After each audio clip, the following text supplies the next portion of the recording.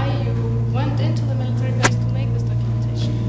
I'm absolutely fascinated by the military, and the military as a society within a society. And also I have 5 generations of officers on my grandmother's side. My father was an officer before he became a psychiatrist and was in a Russian prison camp. So the military has always been an interest for me. And the idea of staying at the base and showing everyday life I found fascinating. So we worked a couple of months on getting the permission to come into the base, and then we stayed there every day for 3 weeks and filmed the families and what was happening on the base. Spesse, you have been living in Iceland all life, and maybe you can tell me a little bit what kind of meaning the base had for you as an Icelander, because I guess that was the reason why you wanted to go into the base as an artist. Yeah, and the base has always been for me like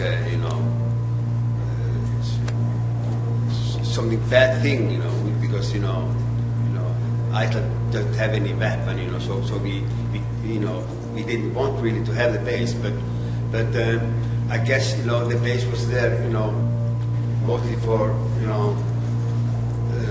some financial reason, because many gained a lot of money to have the base up there, and actually Icelanders didn't need it, but the Americans needed, during the Cold War, because Iceland was in the middle of, between, Europe and America, so they could have, they had a base in the middle of the Atlantic Ocean. That was pretty good for them.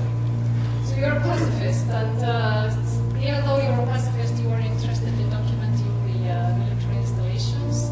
Is it more for the documentary reason, or do you think they have some kind of visual aesthetics that are important in your artwork? Yeah, it's both. I wanted to document it, and yeah, I can say documented the stupidity, of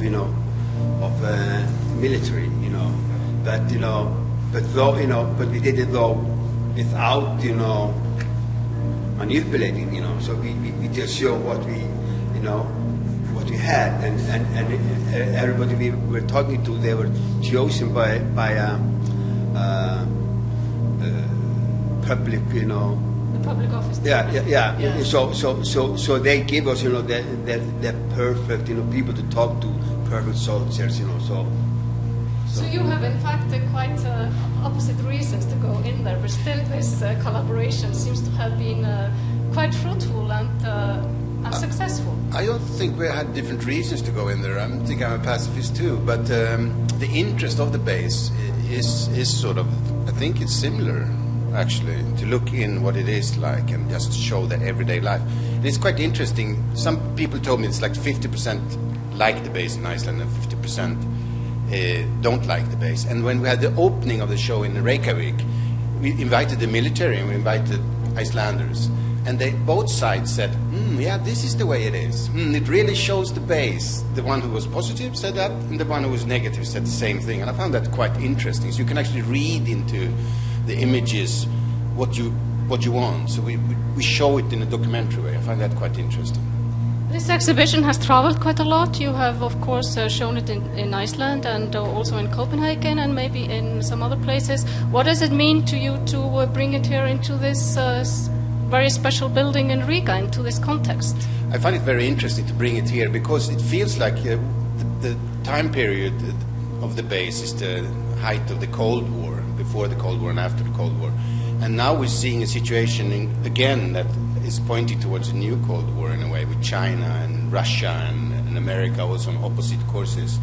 And to be in the KGB building, the former KGB building, part of the legacy of the Soviet Union, I find that quite a good starting point for a discussion, for a situation.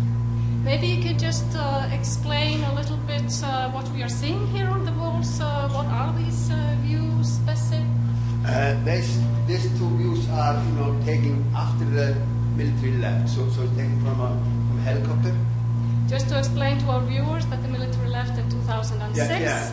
Yeah, the military left in 2006, and we did this in 2003. And and those here are all like, living, These are the living quarters. Yeah, and Okay, thank you very much.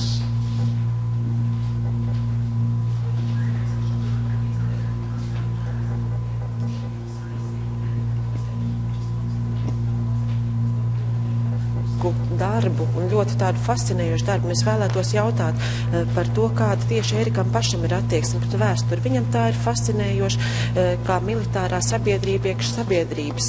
To viņš varētu saistīt ar attiecīgām saitēm, kādas viņam ir bijušas, ka viņš senčos ir bijuši daudz militāro aprindu cilvēku, un tas viņu vienmēr ir saistījis. Šī ikdienas dzīve militārajā sabiedrībā fascinējoša, kāda tā ir.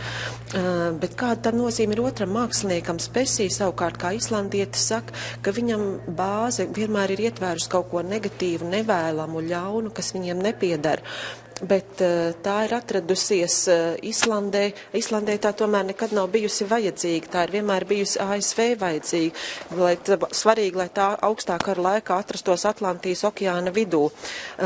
Tu esi pacifists, intervētāji viņam jautā, vai intervija ir vairāk kā dokumentējoši stāsti vai tīri estētiski.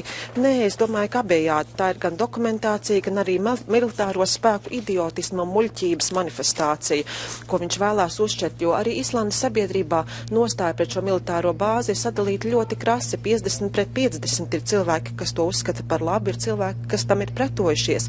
Bet šī iespēja to parādīt šajā stūra mājā ir savā ziņā ļoti simboliska, kā ļoti labs punkts tālākām diskusijām. Un šobrīd arī situācija pasaulē ir līdzīga, kā tā ir bijusi augstā kara laika zenītā. Un ļoti šis drosmīgs punkts diskusijām, un viņš arī cer, ka cilvēki to tā uztvers.